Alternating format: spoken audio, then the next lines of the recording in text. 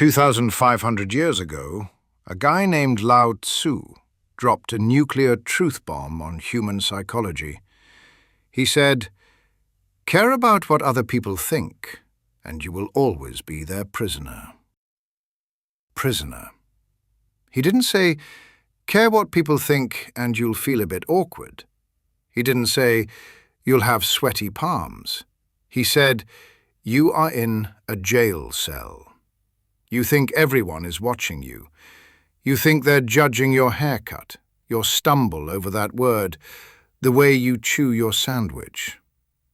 But here is the harsh, liberating truth. The prison isn't real. The warden isn't real. And the audience? They went home a long time ago. We've all been there. You hesitate to speak up in a meeting because you're afraid you'll sound stupid. You avoid parties because you don't know where to put your hands. You trip slightly on the sidewalk, and you assume every car passing by is filled with people laughing at your lack of coordination. You think you're being broadcast on a giant screen in Times Square. But the reality? You aren't on the big screen. You're barely a blip on their radar. Why? Because they are too busy worrying about the spinach in their own teeth.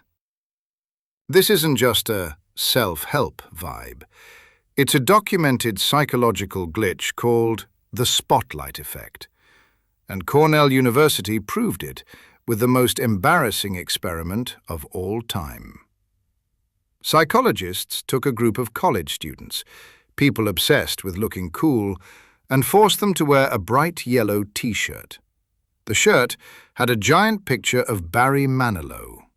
If you don't know him, think of the guy who sings the super sappy slow songs your parents danced to at their wedding. It is mom music on steroids. Wearing this was social suicide. They sent these students into a crowded room wearing that shirt. Then they asked them a simple question. How many people in there noticed your terrible shirt? The students were mortified. They guessed 50%, half the room. It makes sense, right? You're walking around wearing a singing meme. The actual number? Less than 20%. And honestly, most of that 20% probably just liked the shirt. These students were convinced they were under a spotlight. In reality, nobody cared about Barry.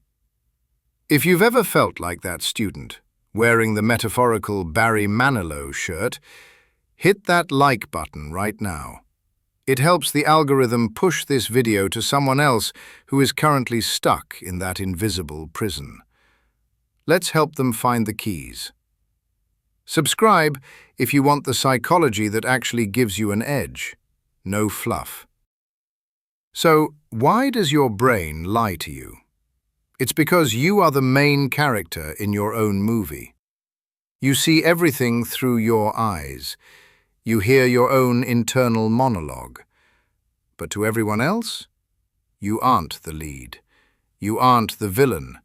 You aren't even the sidekick. To them, you are extra number 4. You are man eating salad in background. They aren't analyzing your awkward joke. They are obsessing over their awkward laugh in response to your joke. Even the legends fall for this trap. Before Eminem sold 220 million records, he was just a kid in Detroit trying to battle rap. In one of his first major battles, he stepped up to the mic and choked. Silence. He couldn't get a word out. Now, imagine that feeling.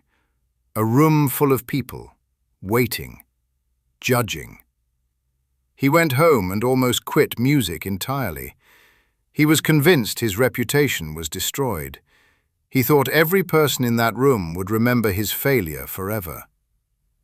But here's what actually happened. Nobody remembered.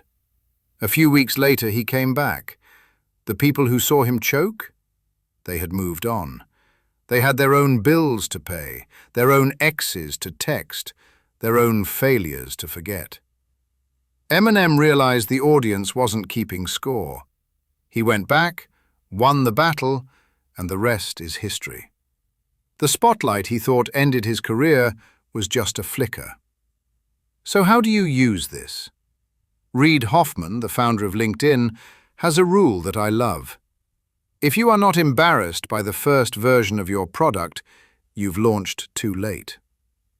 When he launched LinkedIn, it was ugly, it was clunky, it was barely functional.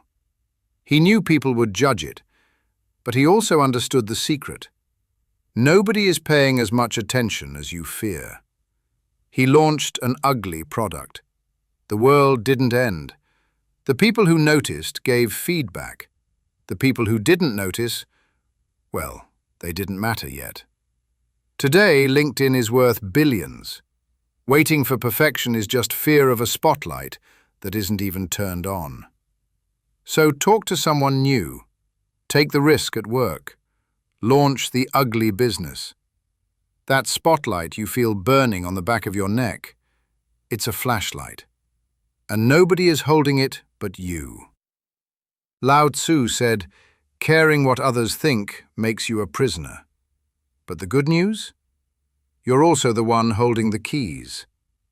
The prison isn't real. Open the door.